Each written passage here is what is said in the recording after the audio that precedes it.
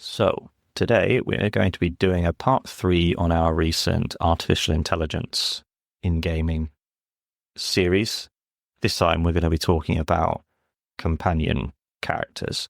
This doesn't need to be people, it can be animals as well, your steeds, your attack dogs, your eagles, all sorts of things. Basically, I'm defining it as an NPC that is alongside you through your journey performing a function. We've talked a lot from the angle in terms of the narrative, the nature of these characters that are alongside you, but we haven't really delved into the technical side of them. So looking at what actions they perform, what support they offer, what their purpose is in terms of the gameplay, and how well they do that. So to start off with, let's talk about what we mean by types of AI companions. So I'm thinking things like, as I've just said, you can have your steeds, your fighting allies, escort missions, stealth allies.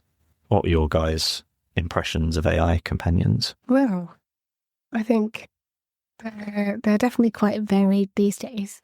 I think trying to think back to my very earliest memory of an AI companion, and I think it's probably something like Sparks from Spyro. His function was to basically show you how many lives you had left, because he would change colour. So if he was a golden yellow colour, you'd have all your lives left. Then he'd go, I think, green, and then blue, and then once he disappeared, you died and had to start the level over. So basically, he was your life indicator, which was a really fun way of having it conveyed to you through an AI companion rather than a UI on the screen. I just really liked it. He also, I think he helps to pick up gems as well. Like he'll fly towards them and like flip them back towards Spyro. Yeah, and sometimes if he did anything with doors, I can't remember. I don't think so. And he would host like the racing levels and stuff. But yeah, I really liked the way they used it to indicate how many lives you had left, because it was a really easy way of being like, oh no, better be careful. Sparks is green or Sparks is blue. I've got to think about this next bit carefully. But yeah, that was obviously in the late 90s, early noughties, I think. And of course, since then, companions have evolved. Some better than others.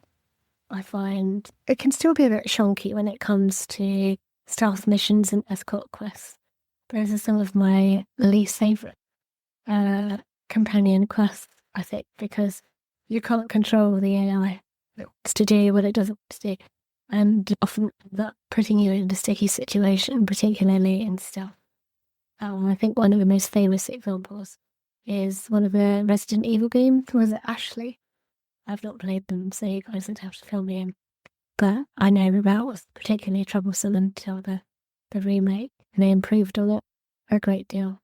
But yeah, I'd say that's probably sort of my earliest memories of AI companions. And then, of course, I play a lot of games where you've got a steed, like a horse that you're riding around, or a lot of Assassin's Creed, you'll have an eagle who will help scout out the area for you. And that's why they call it eagle vision, even though that's something your own character. But yeah, there's plenty of different ways that they can take shape, but they all perform particular sets of functions. What about you, Jim? What was your sort of earliest memories?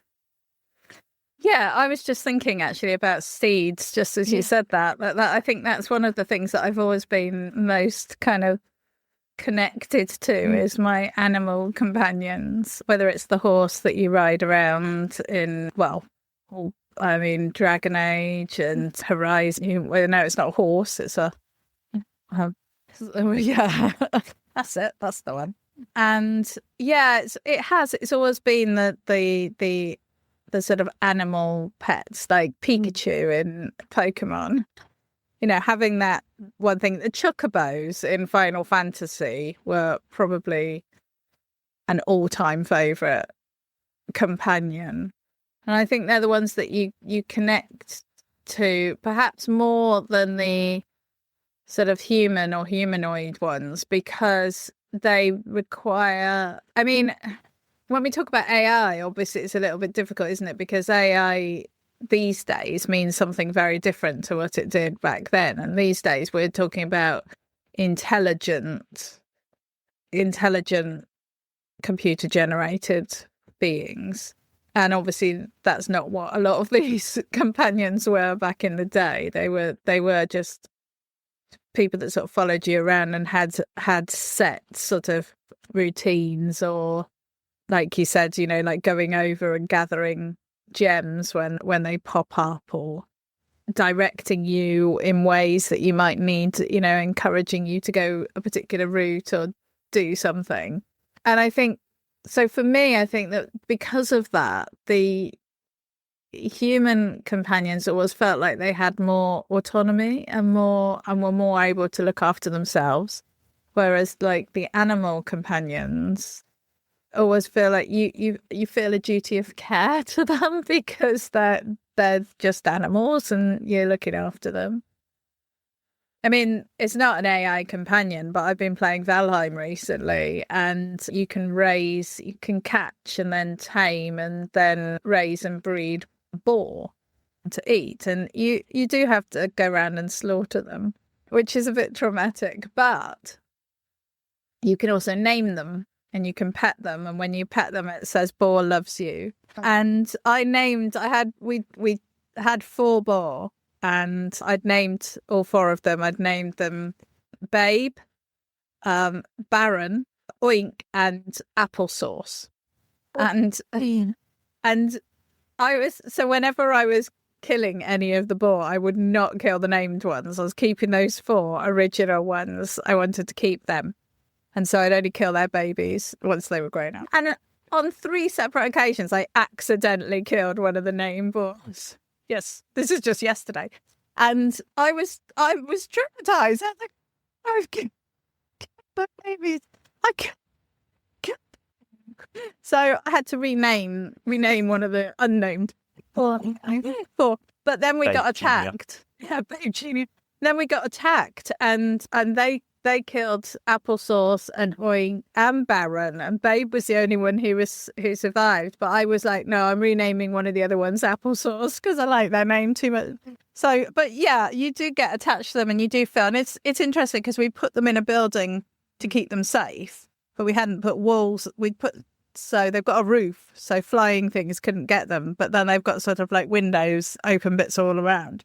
And we were discussing whether we needed to actually put them in a building, like with proper walls to protect them, because it's whenever we get attacked, it's what they go for. And I was like, yes, but I'm worried about their health because, it's very dark in there already. And I need time. And I know this is just little. You make that connection. You do make that connection with these creatures. And so I think, there's a lot of mileage in the whole AI companion thing. And as they get more intelligent and as they become more autonomous, I think it's going to become more and more heartbreaking when something happens to them, especially if, as I think you were saying, Alex, in one of our previous episodes, that you'd accidentally attacked your horse in a game and hadn't realised you could do that, and that was very distressing. So definitely, I think it's interesting that you bring up how much easier it is to connect with animals than humans, because even in a game like Jedi Survivor, or the other Jedi, I can't remember their names, but the 2 Jedi games, you've got BD, your robot droid, and he's like he's got a little visor, and he's got 2 little legs, and he sits on your shoulder. And he behaves a lot like a dog, I think, personally. So I think they've definitely leaned on, this is your animal friend, BD, your droid. And he'll do things like scan for little collectible bits where you learn about the history of certain parts of temples that you're in. Or he can help unlock chests, so he'll hack them. I think he can attack, but I can't quite remember off the top of my head.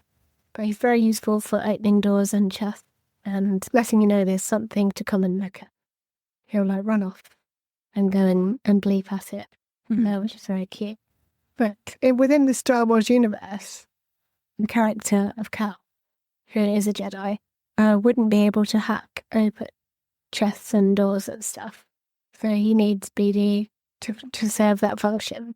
So within the universe, he's actually quite useful. Although I would argue he could probably open anything with his lightsaber. But I don't know. Maybe I need to go read up on the droid lore. Oh, Qui-Gon Jinn literally carves open a 3 foot That's what I was thinking. door. Yeah. He did. I remember. So it is possible. But BD is very cute. So yeah, but they're definitely leaning in on the animal companion there, even though he's a droid, which is really interesting.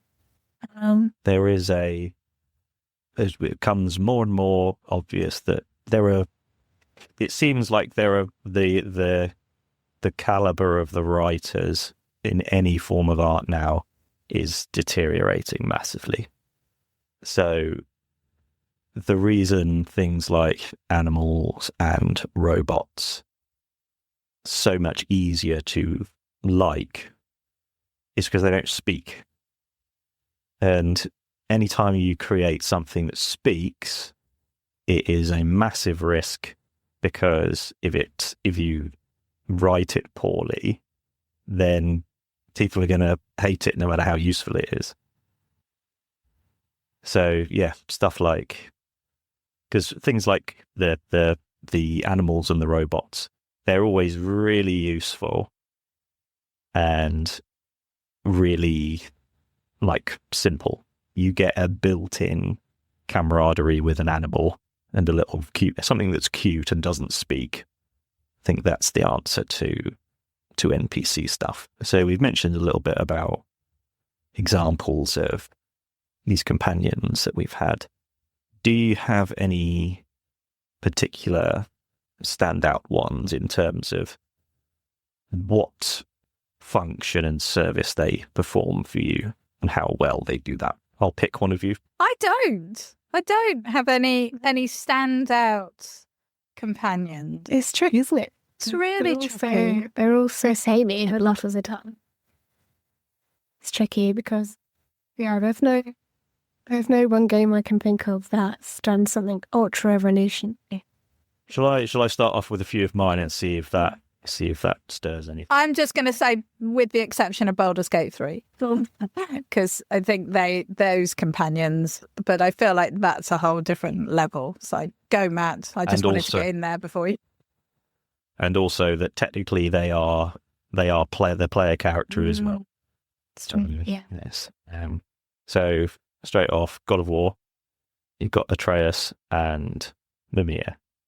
Atreus is another weapon for Kratos, and he performs the act of he distracts you. He distracts enemies from you, takes pressure off you.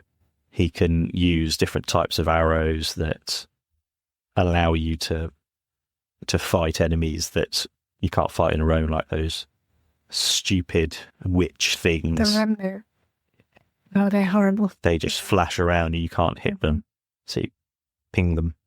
And then Mimir, most useful, is pointing out when someone's about to attack you, and the rhythm of combat, if he says it exactly at the right time, just goes behind your brother and to the left, and those kinds of things.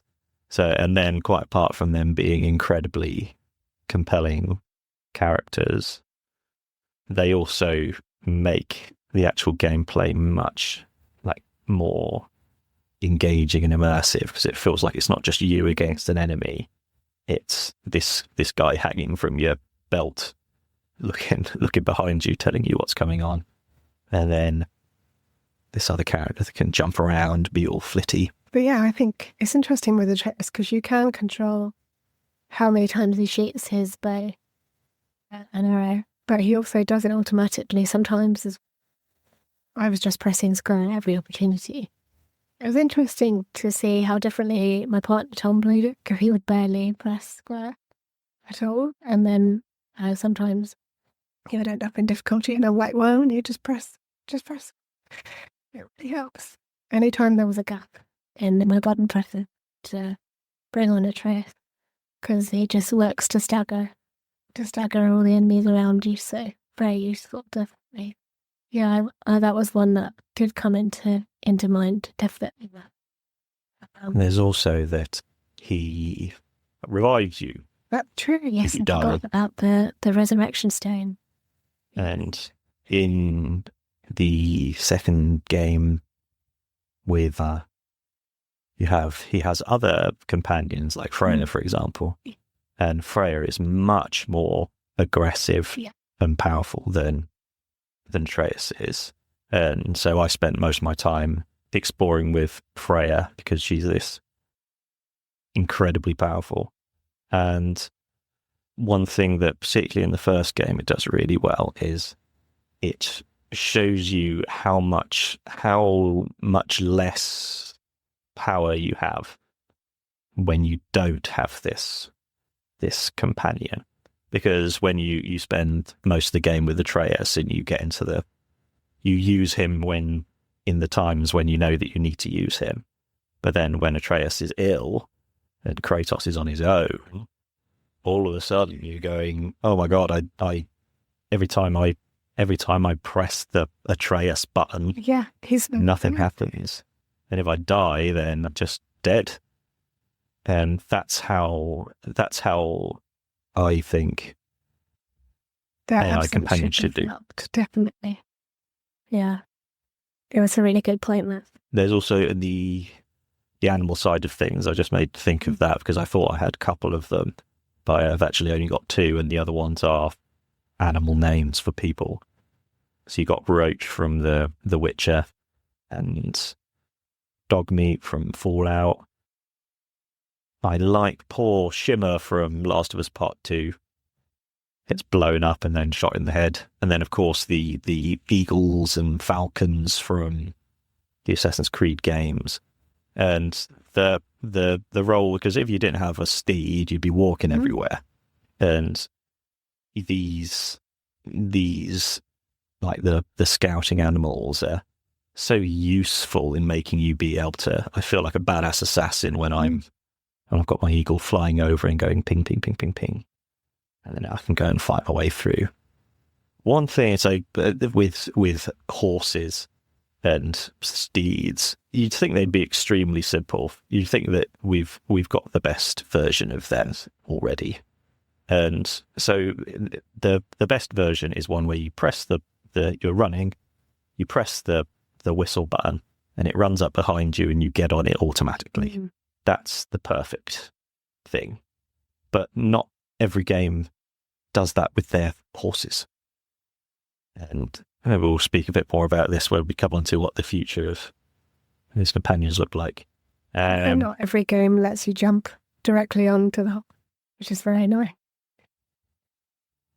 I got any other ones? I was going to say Ellie, and then in Last of Us 1, and Dina in Last of Us 2, because they provide, you do get very, very emotionally connected to both of those characters. And I would quite happily see a Last of Us 3 that's Dina's story. You know, I would quite happily have gone into a game where I played her.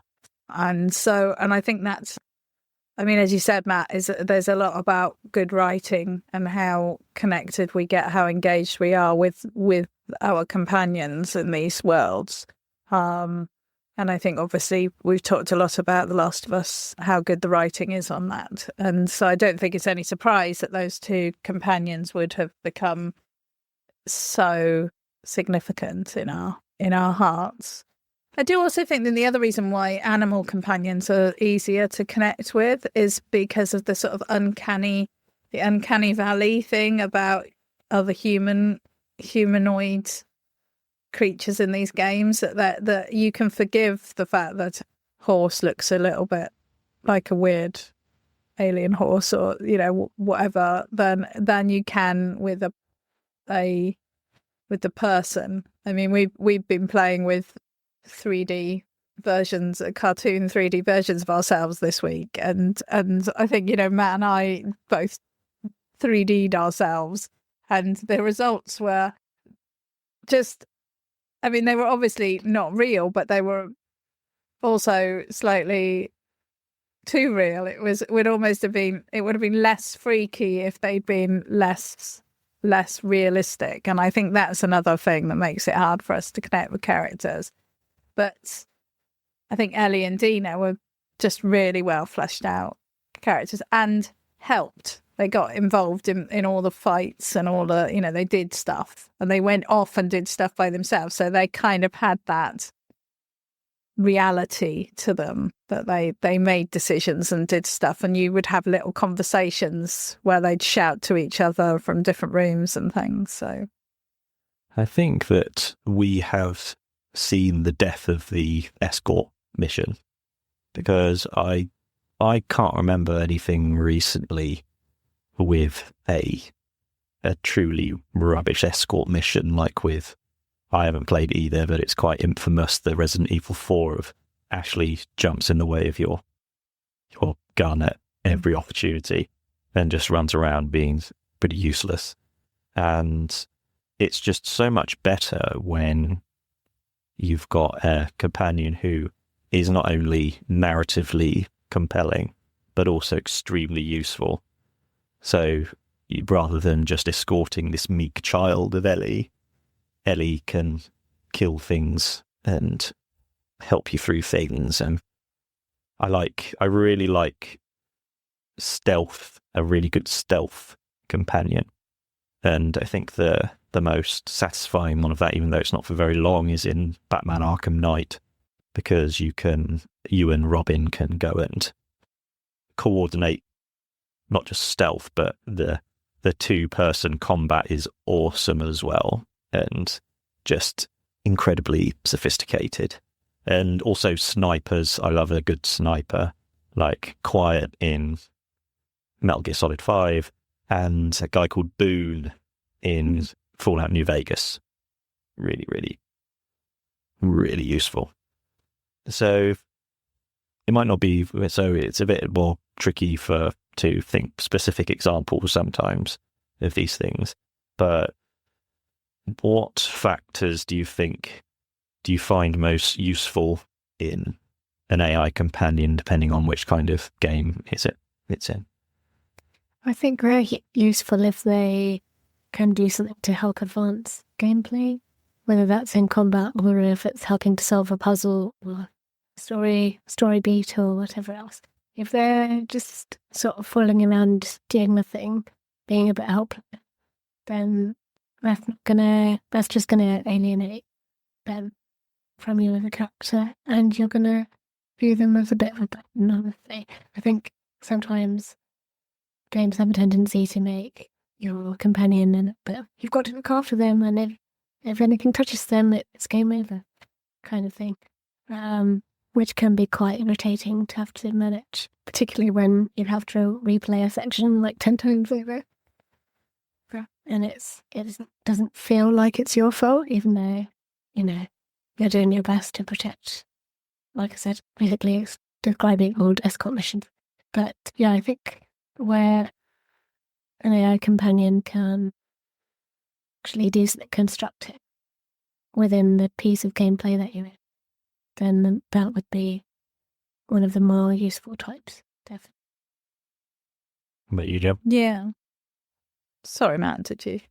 I said, how about you, Jeb? Oh, yeah, I think that's it, really. I think it's about that they have to have valid reason to be present and not just be there to act as some kind of break on the gameplay, because I think that is what they used to be. That it used to be about to give you an excuse to go from A to B, or in a sort of cliche escort style quest, but also that they can sometimes be there to just make it a little bit more challenging, just to put another layer of complexity into the gameplay. And I think that that is okay. But I think if you can see that that's what's going on, then it just breaks the immersion of it, and it makes them feel, yeah, you just see the mechanics of the game. And there's nothing worse than struggling with the game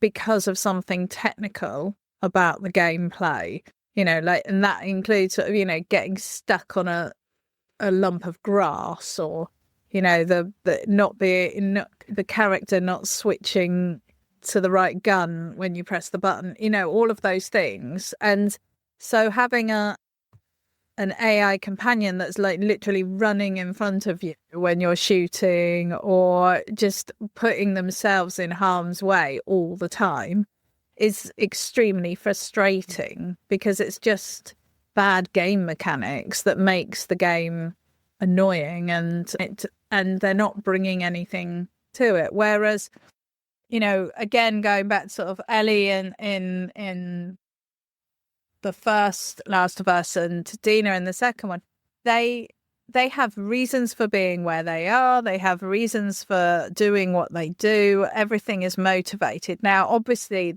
they have a bit of leeway because it's a very narrative-driven, linear style story. But you still have scenes where you're running around and fighting and stuff. And one of the things that I really loved about those two characters, especially in the second one, is that the companions, when you're with the companions, they will be ducking down behind things. They will be hiding. They will be doing things in their own semi-autonomous way. And that, I really like that. And I think that's really important. I think it's really important that they can look after themselves, that they have valid reasons to be with you, and that their behaviour isn't random and clunky, that they're properly coded so they can cope with you doing something random, And I think one of the things that comes up so often, and it still does, and it is that when you jump onto something, or you move in slightly odd way in the game, and suddenly your companions appear in front of you or behind you. And I understand it's a technically difficult situation, but I want them to sort that out, because it removes the feeling that you on this trip together as a group of people, and suddenly it's like, oh no, they're little computer sprites and this is a glitch. So for me, a good companion is something that feels real as it can do in that environment, within the context of the game and the story. I think that companions are probably the hardest thing to code for game designers, because with normal NPCs, they just have to stay where they are pretty much. If you move them out of the way, then they just go back to where they are, and they have very fixed routines and parts that they do. Whereas with a companion, they've got to be able to react organically to what you do as the player, and players will do all sorts of weird things. Yeah. And part of the game designer process is to try and come up with absolutely every scenario that they can do, and then having something that your AI can do because of that.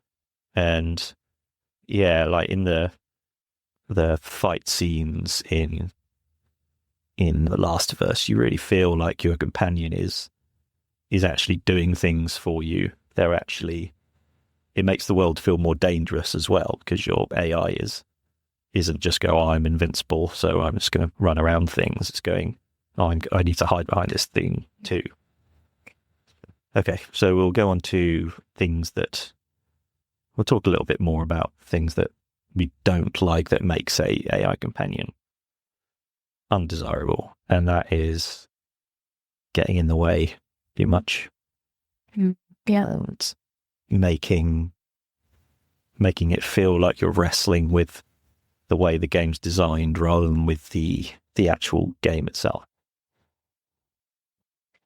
I think some good examples of that one I could think of was from the early Uncharted games. The first Uncharted, I think, when you've got to do. There's a couple of bits. There's Elena, who is the journalist that follows Nate, and she's got her camera. And then there's a whole load of scenes where you're trying to get somewhere, and Elena's like, "Oh, but what about my camera? We have to go back and get my camera." And it just feels like more of an annoyance than clearly anything positive. But I think that might be getting the player to feel Nate's general feelings towards Elena in that particular point in the story. Further on, I think it might be actually in Uncharted 2. There was a whole escort mission with the cameraman that Elena was with. I forget his name, but he was essentially sacrificed during a chase scene through the streets, and you had to protect Chloe and the cameraman and Elena, who were both kind of had the cameraman on their shoulders and were like lifting him.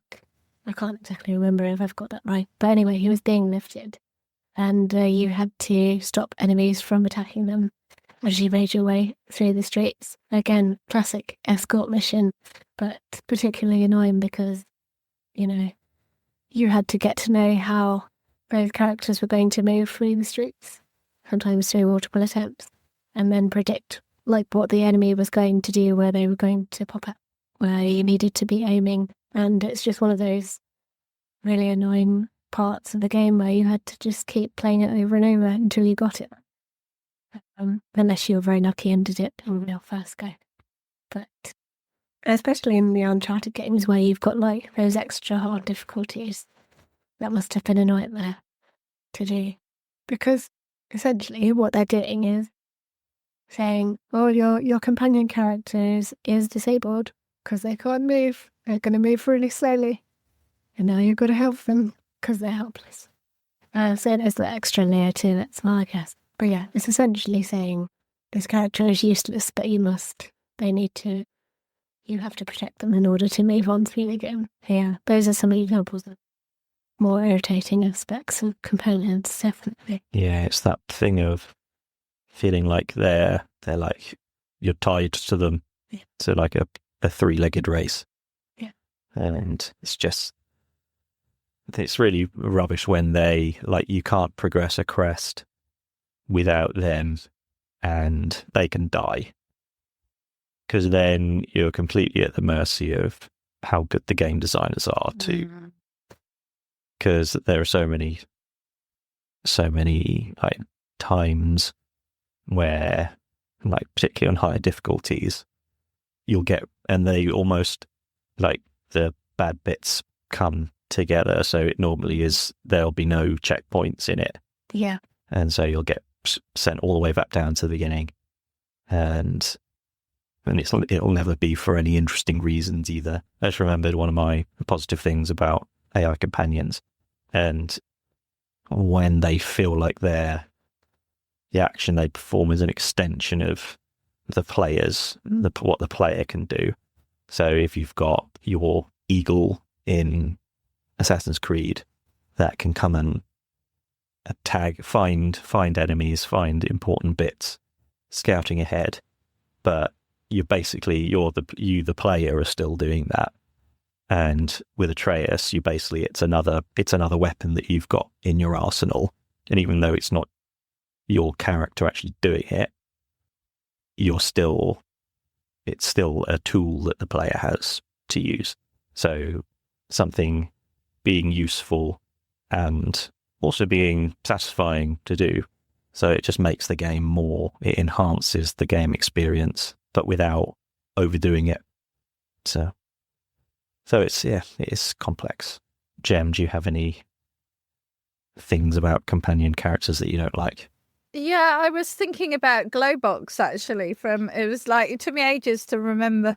I was looking him up because I could remember the character in Rayman, and he's a little sort of toad-like companion, and he can do stuff like pull things over or help you to get places. So you can send him off to go and do stuff, and you could also play him. He was in some of the episodes. So we played quite a lot of Rayman when my daughter was younger, and yeah, one of the things, it was just really frustrating when you wanted him to go forward and do something, and suddenly he was going back and doing the opposite thing that you wanted. And so there can be quite a lot of complexity in just the commands that the actual practical commands that you're giving them. So, how do you control this other character can be really, really frustrating.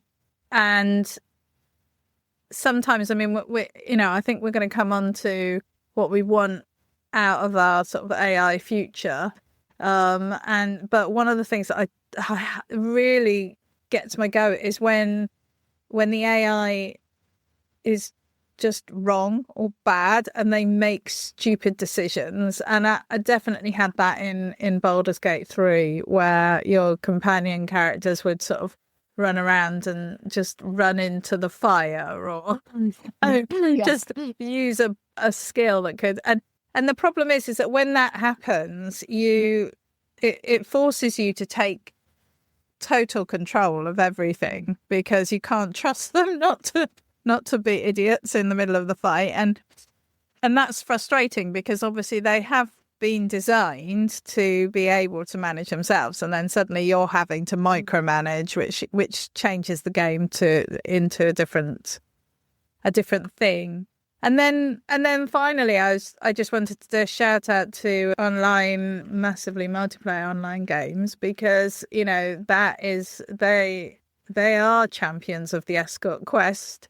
And pretty much every other quest is an escort quest of some sort. And because everything is knocked up so quickly there, and there's not a lot of depth in it, because it's literally just a pick this up, go there, drop this off sort of quest, they can have some really shoddy code, and they will just wander into danger. And yeah, there's nothing more frustrating than, as you said, like where you haven't got checkpoints and stuff, and you've just spent like half an hour dragging this NPC, and he suddenly dies 5 seconds from the final point that you're trying to get them to, just because they decided to get stuck behind a tree, or to stumble off and trigger the monster. It's just things like that. They're just really frustrating, because again, as I was saying earlier, that comes down to game mechanics. And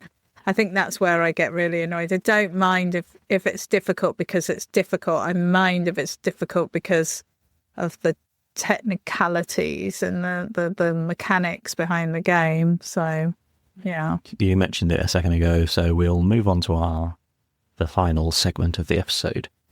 What do we want to see in the future of AI companions? That some innovations? Do we want it to be necessarily more complex or creative? What kind of things do you guys want to see? It's difficult with complexity, because it's like we talked about in previous episodes. We don't want the AI necessarily to be making decisions that will change the course of gameplay, because, in a linear game particularly, that's just not going to work. And you want the AI to feel more realistic than perhaps it might already do, if that makes sense. So maybe, I don't know, thinking about the character that is being portrayed, like how would that character react in a combat situation? How would they react in a stealth situation? How would the events of the last shape how they might change their response? So if there's something big that has happened in the story, maybe they're a bit traumatized by it, they might act slightly differently. And I think maybe you could do something more around things that are happening in the story that are having an impact not only on your character, but also on the characters around you. And seeing those changes play out in real time would be quite interesting. I'd like to see them learning. And so that then if you go back and you replay the game, I would like them to be replaying the game as well. So that so that you could create, they would get better, and then and maybe more able to anticipate what you're going to do. and therefore better support you in whatever it is that you're doing. I would really like to see that. I'd like to see, we talked in one of the previous AI episodes about this concept of co-pilots that can help you with when you get stuck in your game, but it would be so much better if it could be your companion that helps you with that, so that if you were in The Last of Us 2, you could actually sit down and have a conversation with Dean about, I'm really not sure how to get across to this building, and and within in some way they could provide you with the answers or a hint in a sort of very in genre in game way, rather than it just being a sort of like a big flashy hint that comes up. I think there's quite a lot of opportunity for genuinely AI companions to really add depth to the stories that you're playing, and I suppose that they're going to be more influential in games that maybe aren't as linear, maybe ones that aren't as story-led, because when you have a very story-heavy game, obviously you have certain checkpoints that you have to work through in order for that story to progress in the right way, and the narrative nature of that story means that it is boxed in a lot of ways, so that you wouldn't want Dina telling you what's going to happen at the in the next town because she happens to have access to that information because she's AI.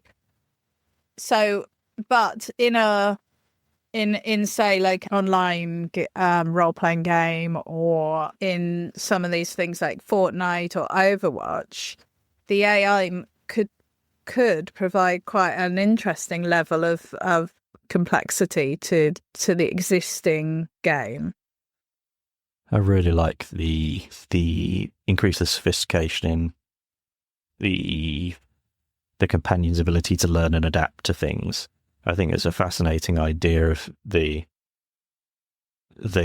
AI develops differently depending on how you play the game, and that if you, so like with Mass Effect or something like that, or The Witcher, the character that you've got with you along the way changes depending on what you do. If you kill a village full of people, then will it fight harder for you? Does it like that? Does it not like that? And that marrying of the AI element and the narrative element, I think that's really interesting. And yeah, the creative use of it in, like, I don't understand why everything that uses a screen reader in games, and uses the robot voice, just get one of the actors to read everything, so that then it feels like it's in universe. It makes more sense in context. And the ability to customize the way that your companions behave in certain situations. You want them to cover you, and in a meaningful way. So there are many games that have said, "Oh, you can adapt the way that your companions behave," and then it doesn't feel like they're doing anything differently. So, but yeah, who knows what we'll get in the future? Hopefully, it'll be good. I think we'll bring it to a close there. Thank you very much for joining me for this conversation. And you know where to find us. Every Thursday, new stuff. We are coming up on our 5th anniversary. So we've got a ton of content already in the bank for you, and we will have much more going forward. So thank you all very much, and see you next time. We hope you enjoyed that episode of Gaming the System. If you want to support us, you can donate to us through our PayPal by sending it to wearegamingthesystem@gmail.com if you want to send us a one-off donation. If you want to donate to us monthly, you can subscribe to our Patreon at patreon.com/gamingthesystem. Until next time, bye-bye.